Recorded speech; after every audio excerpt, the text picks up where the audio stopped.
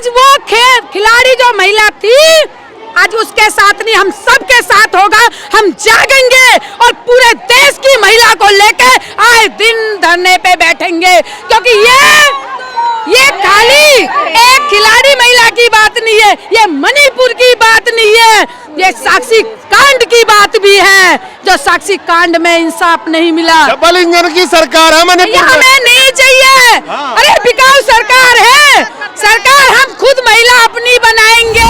जिस पे criminal charges, महिला उत्पीड़न की charges, rape charges, attempt to murder charges, यानी कि सीरियस क्रिमिनल चार्जेज और क्रिमिनल चार्जेस 233 एमपी पे आप ही लोग तो वोट देती हो और फिर उम्मीद करती हो कि आपके लिए वो कानून बनाएंगे, उनको सजा मिलेगा। ये बताओ पहले आप मुझे। महिलाओं से टक्कर लेने का परिणाम 2024 में इनको दिखा दिया जाएगा, क्योंकि ये दलाल सरकार है, ये दलाल सरकार है। बेटी के बेस को लेके चर्चा हुई, देख लीजिए घूंघट को कैसे काट के बेटी चलती है, अपनी 6 गज की साड़ी में लिपट के यहाँ आती है, वही महिला को नंगा दिखा दिया जाता है, उनके कपड़ों को चीर के फाड़ दिया जाता है। कहाँ थी वो सरकार? हर दिन 86 महिलाओं के साथ रेप होते हैं और उस संसद में उनको बिठाया जाता है जिनके ऊपर महिला उत्पीड़न के चार्जेज होते हैं। तो इसमें गलती तो इन वोटर्स की सबकी है ना, पूरे देश की महिलाओं से मैं कह रहा हूं कि जब आप चुनेंगे उनको, ब्रिजभूषण शरण सिंह भाजपा के एमपी बैठे हुए थे, देश की महिला जो गोल्ड मेडलिस्ट थी, उनको न्याय मिल गया? नहीं मिले, मगर मिला कर रहेंगे सब। आप मणिपुर की घटना देखो, जो महिलाओं को नंगा नाच नचा रहे हैं, सरकार अंधी होकर बैठी हुई है, दिखता नहीं है क्या? सरकार को दिखता नहीं है। पूरे ऑल इंडिया आप देख लीजिए, कहीं भी बेटी सेफ हो, बड़े बड़े नारों की ये बात कर रहे हैं, मंच पे बैठ के संसद के अंदर ये बातें कर रहे हैं कि हमने बड़ी बड़ी बातें करी है। आज सब पार्टी वाले सो गए हैं, उनको डर है कि मोदी के खिलाफ लड़ेंगे तो हमको जेल में जाएंगे। हम फकीर आदमी है, हमको जेल घर बराबर है, हमको उसके विरोध में लड़ेंगे। अरे फकीर तो इस देश की आम जनता को बना दिया, जेल में भेज दो, क्या फर्क पड़ता है? बोलो। नहीं, हम जेल में नहीं जाएंगे, हम लड़ेंगे, रास्ते पर लेकर लड़ेंगे, हम लोगों को जन जागरूक करेंगे। 2014 का एक भी नारा, मैं कहता हूँ एक सिंगल नारा अगर मोदी जी दोहरा सकते हो। ये सरकार क्या, कितनी सरकार आई और कितनी चलेगी, देखा नहीं है। महिला डरती नहीं है, महिला इज्जत करती है, और महिला जब अपनी इज्जत करती है वो ताड़ना भी जानती है। वो सरकार को नंगा करके नचाएंगी और पूरी दुनिया ऑल इंडिया देखेगी।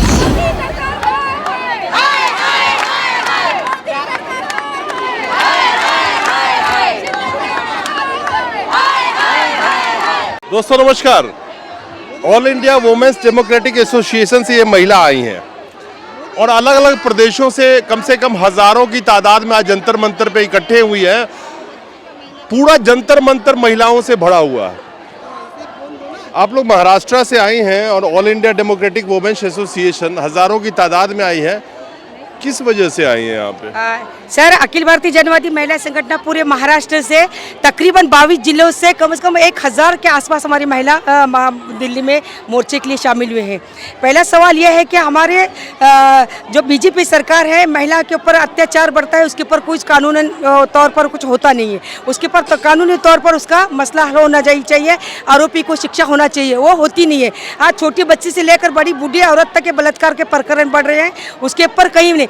जात के नाम पर, धर्म के नाम पर हमको एक तरफ बांटा जा रहा है, एक नाम हिंदू मुस्लिम ये सब क्रिश्चियन धर्म के नाम से हमको बंटवारा करने की कोशिश कर रहे हैं। एक तो आज तकरीबन पूरे देश भर में आज तकरीबन 90% लोग गरीब हैं, गरीबी रेखा के नीचे जीते हैं, उनको नौकरी नहीं है, उनको शिक्षा नहीं मिलती, उनको रोजगार नहीं मिलती, उनको दवाखाने का अच्छा कुछ पॉलिसी नहीं मिलती।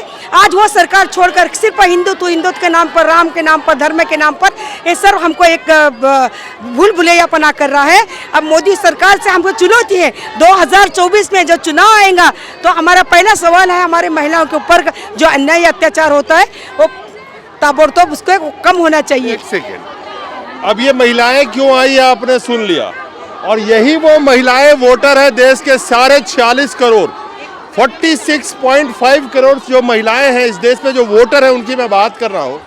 हम 2019 की बात करते हैं, जब लोकसभा का चुनाव होता है तो 539 एमपी में से 233 एमपी और उस 233 एमपी में से 116 एमपी जिस पे क्रिमिनल चार्जेज, महिला उत्पीड़न की charges, rape charges, attempt to murder charges, यानी कि सीरियस क्रिमिनल चार्जेज और क्रिमिनल चार्जेज 233 एमपी पे आप ही लोग तो वोट देती हो और फिर उम्मीद करती हो कि आपके लिए वो कानून बनाएंगे, उनको सजा मिलेगा।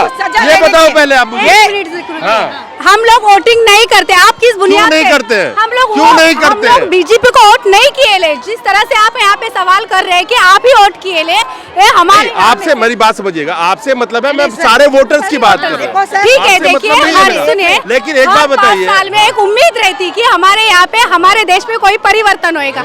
जिस तरह से यहाँ पे अभी तक राष्ट्रवादी थे, कांग्रेस थे, उस टाइम पे से लोग जो थक चुके थे और कोई एक नई उम्मीद लेके भाजपा की ओर देखा जा रहा था। लेकिन इस साल के दौरान पे हम लोग कहना चाहते हैं कि राष्ट्रवादी और कांग्रेस ये बहुत अच्छे तरीके से महिलाओं पे अन्याय अत्याचार नहीं हो पा रहा था। लेकिन जिस तौर से भाजपा यहाँ पे आया है 2024 में, अब हम एक भी वोट भाजपा को नहीं देंगे। जिस तरह से राशन का बंटवारा किया गया है, राशन में 2 तरीके के लोगों को चुनौती दी गई है। अभी वो बोले जा रहे हैं कि हम लोग सब्सिडी देंगे।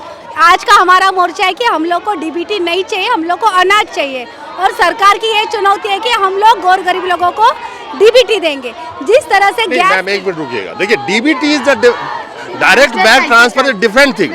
आपने एक बहुत अच्छा मुद्दा उठाया इस देश के तमाम महिलाओं के लिए। महाराष्ट्र के महिलाओं को मैं धन्यवाद देता हूं कि 2024 का चुनाव नजदीक है। इस देश के अंदर में अगर हम 2022 की बात करें, करीब 32,000 रेप की घटनाएं हुई। 2021 की बात करें तो 28,000 रेप की घटनाएं हुई। 2019 की बात करें तो 30,000 रेप की, यानी कि 3 साल में 1 लाख से ज्यादा रेप की घटनाएं। हर दिन 86 महिलाओं के साथ रेप होते हैं और उस संसद में उनको बिठाया जाता है जिनके ऊपर महिला उत्पीड़न के चार्जेज होते हैं। तो इसमें गलती तो इन वोटर्स की सबकी है ना। पूरे देश की महिलाओं से मैं कह रहा हूं कि जब आप चुनेंगे उनको, ब्रिजभूषण शरण सिंह भाजपा के एमपी बैठे हुए थे, देश की महिला जो गोल्ड मेडलिस्ट थी, उनको न्याय मिल गया? नहीं मिले, मगर मिला कर रहेंगे सब। नाजुक नहीं है, महिला यानी कमजोर नहीं है, उसको हक दिला कर रहेंगे। वो जो बीज कौन रहा है वो खासदार, उसको अब चुनाव में समझेगा कि औरत क्या चीज होती है। खिलौना नहीं है, गुड़िया नहीं है कांच की। तो जो औरत खिलाड़ू के पर किया तो हर किसी औरत पर ना करे। अब 2024 में पता चलेगा। मैं एक चीज कहना चाहूंगा कि ये महाराष्ट्र की एक मध्यम वर्गीय महिला होंगी, बहुत सारे निम्न वर्गीय महिला होंगी। मैं क्या है, कामगार वर्ग है, कामगार वर्कर है। और जिस बुद्धिजीविता का परिचय, जिस विजडम को ये दिखा रही है, ये उन तमाम महिलाओं के लिए एक सीख है कि आप ये समझ लीजिए कि आप अगर गलत को चुनेंगी तो जब वो आप पे अत्याचार करेगा तो आपको बचाने वाला भी कोई नहीं होगा। आपको क्या लगता है कि नहीं सर, अभी इनकी पाँव की बालू समट रही है। अभी मोदी साहब की खाली सिर्फ भाषण, सबको खुशहाल रहने के लिए बोले। अब लोग उनके भूल भुलिया पर अभी यकीन नहीं कर रहे हैं। अब जनता भी शानी हो गई है, होशियार हो गई है, समझ रहे हैं कि कौन हमारा है कौन दूसरा है, पराया। महिला, अभी मोदी जी, आप देखिए महिला वोटिंग की पॉलिटिक्स। अभी मोदी जी महिला आरक्षण एक बिल लेके आए हैं। वो बिल क्या है पता है आपको? क्या है पता है आपको? नहीं पता? मैं 33% आरक्षण का मुद्दा किसमें, किस चीज में? लोकसभा विधानसभा पर ठीक है, हमको मिलना चाहिए। 500 करोड़ आपके पास है कि आप बन सकते हो? एक एमपी बनने में 500 करोड़ रुपए का खर्चा है। एक एमएलए बनने में 500 करोड़ रुपए उस सीट पे खर्चा होता है। खिलाफ है हम। लेकिन समझते जाइए आज, और तमाम महिलाओं को समझना चाहिए कि महिला आरक्षण करके जो 33% रिजर्वेशन की ये बात कर रही हैं, वो 2039 से पहले लागू ही नहीं हो सकता, क्योंकि डिलिमिटेशन हो, सेंसस की बात हो, उससे पहले। तो इनको क्या हाथ में एक रसगुल्ला पकड़ा दिया कि देखते रहो? रसगुल्ला चाहिए, रसगुल्ला है ये, खाली भूल भुलैया पर चल रहा है। 33% आरक्षण हमने महिलाओं का किया एक समाधान के लिए, मगर वो समाधान नहीं है। जब तक लोकसभा में विधानसभा 33% आरक्षण लेकर हमारी महिला चुन कर रह जाती है। आज लोकसभा में तो चुनाव की चल रहे, आज महानगर पालिका कारपोरेशन का, पंचायत समिति में आज महिला ठीक से कारोबार कर रही है ना। वो किसके औरत के पदाक है कि इन्हें भ्रष्टाचार है, उन्हें हमका करी तमका करी। तो महिला के हाथ में कारोबार दो, महिला देश चला कर दिखाई। नहीं, आप मुझे एक चीज बताइए कि इस देश में महिला आरक्षण की बात तो ठीक है आप कीजिए, लेकिन सबसे बड़ी बात है कि इस देश में महिलाओं के साथ चाहे रेप हो, चाहे महिला पे अत्याचार हो, उसके खिलाफ अगर कार्रवाई होती तो महिला को क्या जरूरत है इन सब चीजों की। देखो आज बहुत बड़ा सामने मुद्दा है कि आज सब पार्टी वाले सो गए हैं, उनको डर है कि मोदी के खिलाफ लड़ेंगे तो हमको जेल में जाएंगे। हम फकीर आदमी है, हमको जेल घर बराबर है, हमको उसके विरोध में लड़ेंगे। अरे फकीर तो इस देश की आम जनता को बना दिया, जेल में भेज दो, क्या फर्क पड़ता है, बोलो। नहीं हम जेल में नहीं जाएंगे, हम लड़ेंगे, रास्ते पर लेकर लड़ेंगे, हम लोगों को जन जागरूक करेंगे। 2014 का एक भी नारा, मैं कहता हूँ एक सिंगल नारा अगर मोदी जी दोहरा सकते हो, लेकिन महिलाएं आई हुई है तो बहुत हुई। महिलाओं पे अत्याचार अब की बार मोदी सरकार, और दूसरा जो महिलाओं से बहुत महत्वपूर्ण जुड़ा हुआ नारा था, बहुत हुई महंगाई की बार, अब की बार मोदी सरकार। क्या लगता है आने वाले हैं अच्छे दिन? तो आपको अच्छे क्या दिन मोदी साहब को अच्छे दिन उनको मुबारक दे, हमारे बुरे दिन हमको लौटा दे। अच्छे दिन है। आप मणिपुर की घटना देखो, जो महिलाओं को नंगा नाच नचा रहे हैं, सरकार अंधी होकर बैठी हुई है, दिखता नहीं है क्या? सरकार को दिखता नहीं है। पूरे ऑल इंडिया आप देख लीजिए, कहीं भी बेटी सेफ हो, बड़े बड़े नारों की ये बात कर रहे हैं, मंचन पे बैठ के संसद के अंदर ये बातें कर रहे हैं कि हमने बड़ी बड़ी बातें करी है, बेटी बचाने की, राशन को सस्ता करने की, रसोई में बेटियों को दिक्कत नहीं होगी, बेटियों को रोजी रोटी दी जाएगी। आज ये सरकार के कारण पूरे ऑल इंडिया महिला यहाँ पे आई हुई है।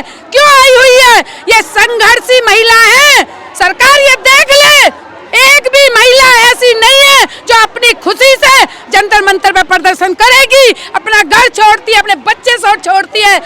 सरकार शिक्षा की बात कर रही है कि हमने शिक्षा दी बेटियों को, कहाँ गए इनके वादे? झूठे वादे कर रहे हैं। ये देख ले कि महिलाओं से टक्कर लेने का परिणाम 2024 में इनको दिखा दिया जाएगा, क्योंकि ये दलाल सरकार है, ये दलाल सरकार है। बेटी के बेस को लेके चर्चा हुई, देख लीजिए घूंघट को कैसे काट के बेटी चलती है, अपनी 6 गज की साड़ी में लिपट के यहाँ आती है, वही महिला को नंगा दिखा दिया जाता है, उनके कपड़ों को चीर के फाड़ दिया जाता है। कहाँ थी वो सरकार, बताइए?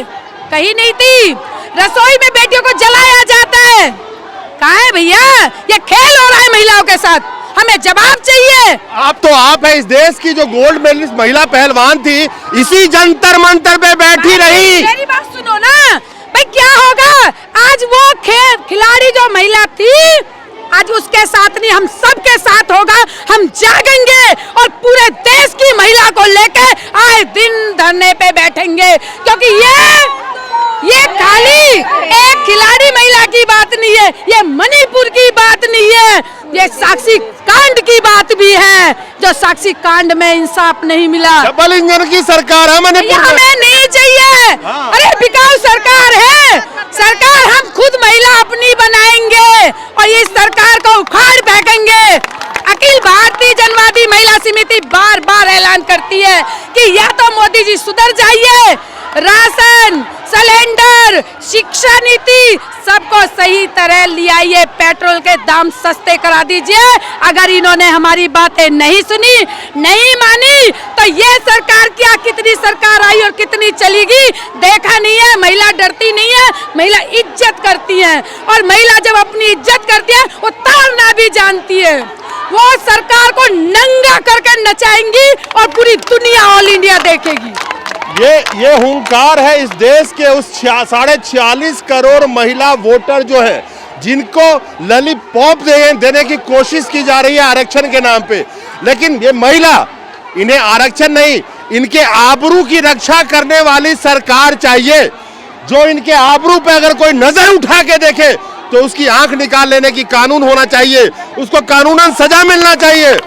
ये महिला जाग चुकी है, और जिस दिन देवी रूपी महिला जागती है ना, अच्छे को भागने की जगह नहीं मिलती है।